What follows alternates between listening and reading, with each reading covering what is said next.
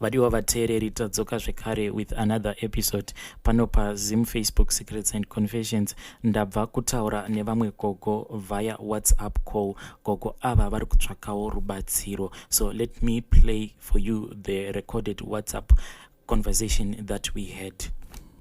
Ndinofara hangu wakadiwa mwanangu. Aiwa, tinofara.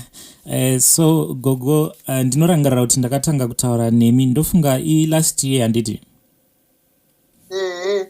Pane pamakambondisendera message, makanditumidzira message muchiti muri kutsvaka rubatsiro. So Hongu mwanangu. Ndizvozvo. On my side ndanga ndichimbozama kuti ndinge ndichizama kuti ndinge ndichitsvaka rubatsiro, but so far panga pasati pawanika anyone wekuti anokwanisa kutibatsira. That's why ndazosarudza kuti nhasi ndikaingoita zvekukufonerai tobva tataura over the phone tione kuti dambudziko renyu, ngatingotanga tichiti gogo, dambudziko renyu ramuinaro rakatanga sei? Dambudziko randinaro kana neni ndinokoniwa kutsanangura kuti vanhu vanzwisise zvandinenge ndichitaura kuti zvakatanga sei, nokuti neni zvinotondinetsawo. Ndingati uchiri kundinzwa here? Wangu gogo, ndiripo, ndiri kukunzwai. Alright. Neni zvinotondinetsawo kuti nditsanangure, nokuti handonyasoshaya manzwi anoita kuti munhu andinzwisise, nyangwe kuti madhokota chaiwo kuti vandinzwisise, nokuti handina kuberekwa ndiri munhu akaremara. Zvekuremara zvakatozongouyawo pamusoro, but handina kurwara kuti nditi apa pangu nhasi pari kundirwadza kuti zvizokonzera kuremara, asi kuti ndaingotanga ndichiita sekuti kutaura kwandiri kutoita newe kudai ndoita fanika ndiri kufunga kuti ndakambotaura newe, yeti zviri zvinhu zvinenge zvichitoitika nguva iyoyo. Saka izvozvo zvakauya zvikadarika, zvinondidya mwongo wangu mbichana zvokuti haumbozvinotisi kuti pane chiri kuitika, nokuti zvine zvisingarwadzi. Asi wozongoona nekufamba kwenguva chawaikwanisa kuita uchakwanisi kuita, chawaikwanisa kuita uchakwanisi kuita, kusvikira iye zvino ndatova munhu atoti gwedere, handina chandichambokwanisa kuita kunze kwokutaura. Ndokwandinokwanisa kubata zvimwe zvinhu, kana kuzvibatsira, kana kumira, kana kukambaira, zvese izvozvo handichazvikwanisi. Kana kugeza, kana kupfekedzwa hembe ndinotoita zvokutongoitirwa. Saka ndo mamiriro azvakaita. Saka kuti ndinyatsotsanangura kuti ndizozvipinza munomwe munhu kuti anzwisise kuti nditi zvakambonyatsoita sei kana kuti zvinoita sei, neni handigoni, handina mashoko anoita kuti munhu anzwisise zvandinenge ndichiedza kutaura. Hello, muri kundinzwa gogo? Ndiri kukunzwa. Ya, zvakanakai. Pane pamataura apo mukati kana kuti mukwanise kurondedzera, hamukwanise kurondedzera, but dambudziko iri mungati rakatanga rini dambudziko iri? Zvatova nemakore akatoti wande, zvatova nemakore chaiwo, asi zvichingoinda mbichana iyoyo, zvichingoinda mbichana iyoyo kusvika zvandisiya ndadai. Asi zvatova nemakore akawanda. Then pamakaenda kumadoctors pane chirwere here chavakamboti ichi ndo chirwere chiri kukonzeresa? Hapana chirwere chavakamboti ndo chiri kukonzeresa. Ndakagara muhospitari kwe11 days vachiuya madhokota akawanda vachiuya vachiedza zvino nezvino, kutesta zvipi, mamaso, chinyi zvose, kusvika vakazongondiudza kuti tine urombo, hapana dambudziko, hatina chirwere chatiri kuona pauri. Okay gogo, ndiri kupanzwa. Then pane apo pamataura muchiti mune nguva yamaiti munenge muchitaura nemunhu, asi mune muchiita sekunge muri kufungidzira kuti muri kutaura nemunhu iyeye. Ndanga ndichikumbira kuti munokwanisa here kunyatsorondedzera ipapo kuti ndine zvandaita zvaita sokuti ndiri kurangarira kuti ndakambotaura nemunhu, ndiri kurangarira kuti ndakambotaura nanhingi, yeti ndine ndichitotaura naye ipapo.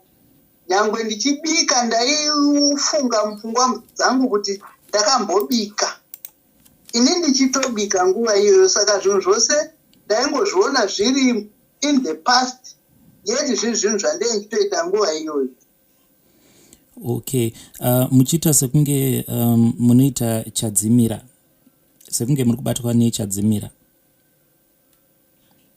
Handingachiti chadzimira ezisachi, asi kuti ndingati kana kuti kufunga hope here dzandakarota madeko, yeti zviri zvinhu zvinenge zvitoitika nguva iyoyo. Okay, ya zvakanaka igogo. Ndiri kuona ndopandiri kutaura ndonyasoshaya mashoko ekuisa kuti wandinenge ndichitsanangurira nyaya yangu andinzwisise kuti ndiri kuedza kuti kudii, kana kuti aone pikicha yezvandiri kutaura. Ya ndiri kupanzwa gogo. So pamakatanga urwere uhu pawakatanga, hamuna here munhu wekuti munokwanisa kunongedzera kana kufunga kuti ndainge ndambonetsana nanhingi nanhingi, kana kuti hakuna here? Handina munhu wandainge ndakambonetsana naye kana umwe chete zvake. Ko mukufamba hamuna kumbogara mafamba, nekuti vamwewo vanokwanisa kufamba vachiendawo kumaprofita kana kumachechi, vamwewo vanobhilivhawo muchivanhu vanofambawo vachiendawo kwakasiyana siyana. Pane pamakambofambawo here? I've been everywhere, ndakaenda kwakawanda, asi handina chandakambobatsirwa. Hapana kana chandakambonyatsoudzwa chekuti ndingati ichi ndo chakanyatsondibata bata kuti zvakaita zvakadai, zvakaitika zvakadai. Hapana, kusvika ndakazongonetawo. Ndiri kupanzwa gogo, ndiri kupanzwa. Then dambudziko ramuinaro rinokuafektai sei mukurarama kwenyu each and every day? Rinokuafektai sei? Dambudziko irori riri kundiafekta mune zvakawanda, nokuti handina chandinokwanisa kuzvibatsira pachangu. Zvino dzimweni dzenguva, nokuti iye zvinokurarama kwandinoita ndinorarama ndiine mubatsiri, mushandi. Saka dzimweni dzenguva ndinezenge ndisina mushandi, kana mushandi iye akaenda ndosara handisina. Zvino ini ndiri munhu ane achida kubatsirwa, nyangwe kuti kunorasa mvura kana kudii kana kumwa mvura, kuti ndipo mvura yekumwa ndineze ndisina. Saka izvozvo rine richitova dambudziko guru kwazvo. Handitombofaniri kugara ndisina munhu zvenguva ingadarika kana 2 hours. Ndofanira kunge ndichingova nemunhu. Zvino dzimweni dzenguva munhu wacho ndinomushayiwa, ndinenge ndisina munhu. Mari yokuzopa iye munhu iyeye unenge achindibatsirazve pane zenge pasina futi. Saka iwayo yese matambudziko andinosangana nawo. Ndiri kupanzwa gogo, ndiri kupanzwa. Ndanga ndichikumbira kubvunza one more thing.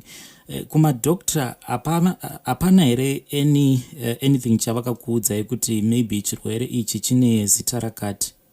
Hapana kana vakatongonditi tine urombo, hatina kumbosangana nezvakadai kana mumabhuku edu ekurapa kana papi, hatina kumbosangana nechirwere sechawina ichochi. Saka tino urombo, hatina chatinogonawo kubatsira kana kuti tikuudze kuti chinonzi chii. Hapana. Ndiri kupanzwa gogo, nyaya yenyu ndiri kuinzwa.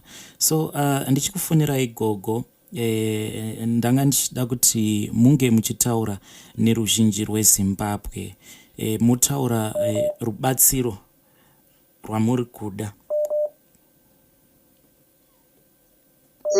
Ini ndingotaura ndichiti kuruzhinji rwezimbabwe ndinotsvagawo rubatsiro. Kutanga rubatsiro rwaiye rwemari yokuzopa iye munhu anenge achindibatsira sezvo ndichigara ndiri ndega. Saka mari yacho yokuzenge ndichipa munhu inei isipo, mari dzechikafu mukati memba ipapa ndingati kwemakore 10 apfuura kusvika patiri nhasi ndanga ndichirarama ndichipemha ndiri mumugwagwa kumastiriti okuHarare ikoko. Saka iye zvino zvaakundirwadza nokuti ndaingoswera nokuvata ndiri pawheelchair pavharanda reshopu ndisina pandaizoenda pamba pokuti ndinovata kubva pawheelchair. Saka zvese izvozvo izvo handiti hazvikwanisi, nyama dzangu hatichagoni kudaro, dzakunyanya kutorwadza kudarikidza. Saka handichagoni kuinda kuti ndinopemha kwacho. Saka mararamiro chaiwo chaiwo ari kundigojera. Saka iwo pandaiva kumugwagwa ipapo ndainge, nokuti ini ndinogara mugrowth point. Mugrowth point umu ndainge ndakatengawo stand yangu ndokukwanisa kuvakisa boys sky, ndokuvakisa main house yakasara paroofing level.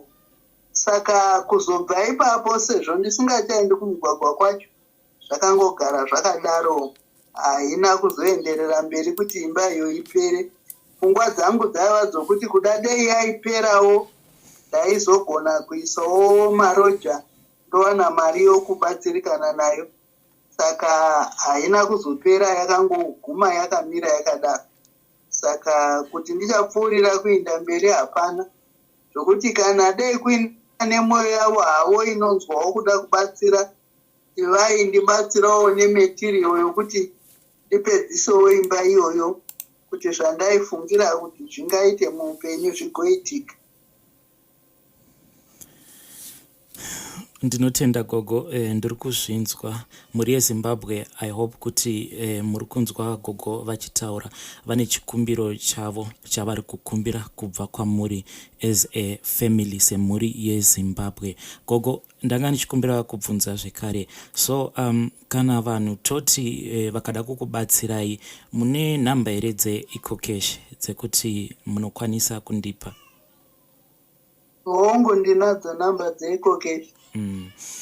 Munodziziva nemusoro? Hongu ndodziziva. Alright. Munokwanisa here kudzidanidzira neniwo ndichidzinyora pasi? Ndichiisa +263 here kana ndingotaura nhamba? Hongu isai +263. +263 773 773 alright 22 168. Ndidzokorere futi +263 773 22 1682. Okay. Zvakanakai gogo, zvakanakai. Muri yeZimbabwe ndidzo nhamba dzagogo dzeEcocash. So gogo, panhamba idzi panobuda zita rekuti kudii? Only the first name? Panobuda zita rokuti Elaine. Alright. Elaine Aida Rukoni. Alright. Zvakanakai. So muri yeZimbabwe ndo chikumbiro chiri kubva kuna gogo. Please let us try to assist here. I've been speaking with her since last year, ndichizama kuti ndinge ndichitsvakawo vanokwanisa kuvabatsira, but as of now ndanga ndisati ndakwanisa kuvawanira rubatsiro. That is why ndati regai ndiite a phone call navo, so that maybe if you listen to this episode, maybe unokwanisa kungonzwa uchida kubatsira gogo, so you can contact me kana kungotora number idzodzo dzadanidzirwa nagogo. I'll also put that number on the screen. You can write that number dziri pawhatsapp, then you can speak nagogo tione kuti gogo vangabatsirikana sei. Gogo, ndichidzoka kwamuri, mune mamwe mashoko here amunoda kutaura? Handina hangu mashoko kunze kwokungotsvaga rubatsiro rwokudaro. Uye wati taurai zvenyu.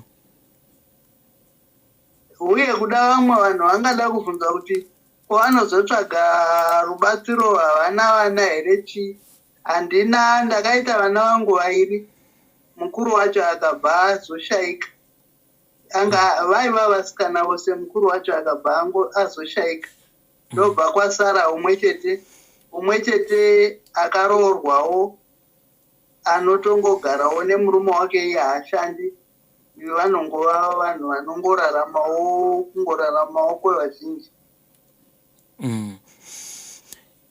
Mubvunzo iwowo ndamboda kukubvunza igogo, but ndangoti let us deal with the issue that is on the ground.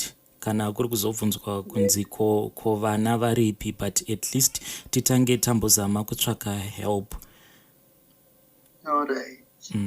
So ndinotenda gogo. So what I will do, I will post this episode tichingonamata kuti dai takwanisa kuwana vanokwanisa kuzotibatsira. Izvozvo. I thank you gogo. Ticharamba tichingotaura pa WhatsApp. Waita hako mwanangu, ndatenda zvikuru. Ndinotenda gogo. Mwari akuitire zvakanaka. Tinotenda. All right. Vadiwa vateereri, that was a WhatsApp call conversation yandabva mukuita nagogo. If you are willing kuti munge muchibatsira gogo in any kind of way, you can contact her directly kana kuuya inbox kwangu toona kuti gogo vanokwanisa kubatsirikana here.